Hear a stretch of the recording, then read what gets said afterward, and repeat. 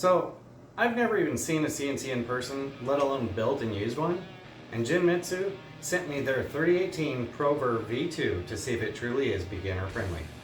I do have experience with a 40-watt laser, so surely this will be a breeze, right?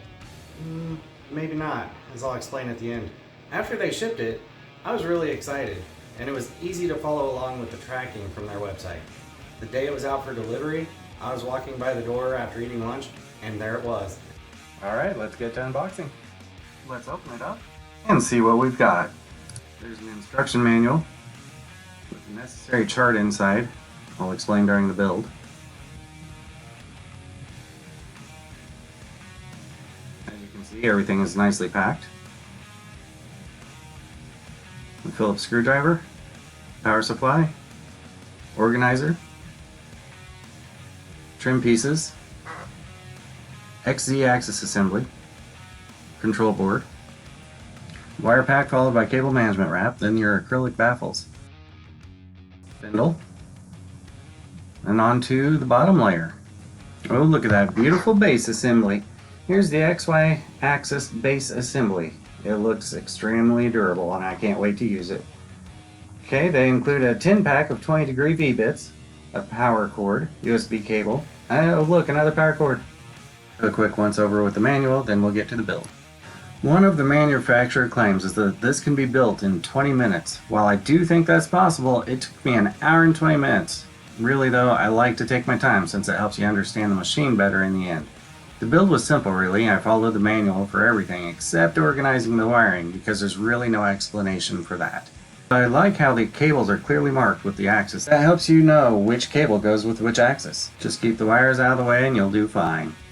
Part of the draw for me with this CNC is all of the available accessories. There are extensions to make it bigger, a laser that you can swap with the spindle, and who doesn't love lasers, dust boot for dust collection, an enclosure to minimize noise and dust in the room, and they have a huge variety of affordable CNC bits as well.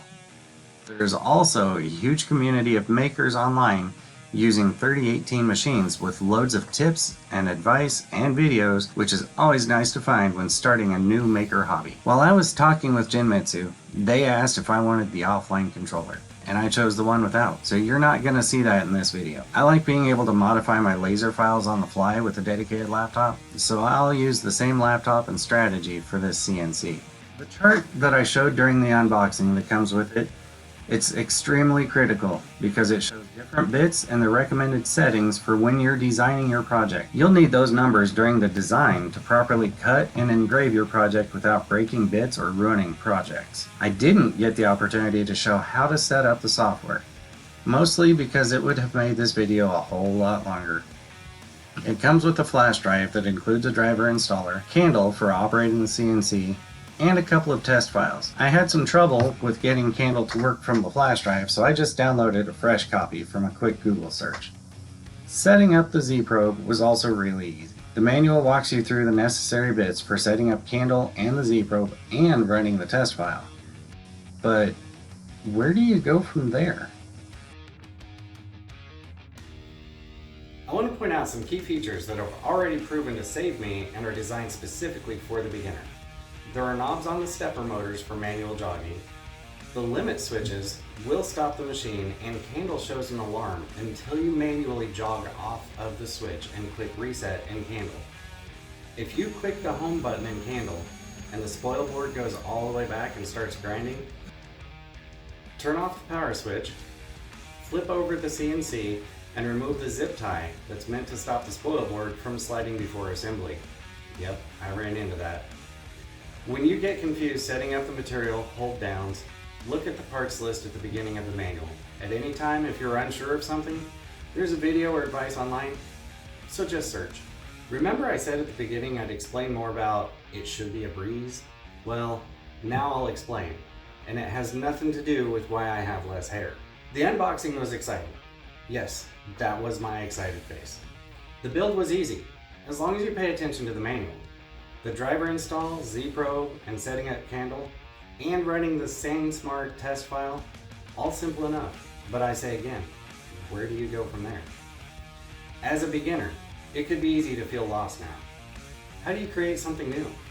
Well, even for a beginner, it's surprisingly not hard after that initial confusion. Within a couple of hours, I was able to figure out and create my first design.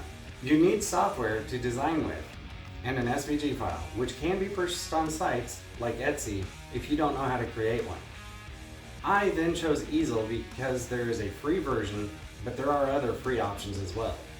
Easel stepped me through a few very important details like setting up my bit and material, and I was quickly able to import one of my SVG files, convert it to G-code, export it, and open with Candle to get cutting. So is it easy for a determined beginner? Definitely. Would I recommend it? Absolutely. I can't wait to see what I can do with this.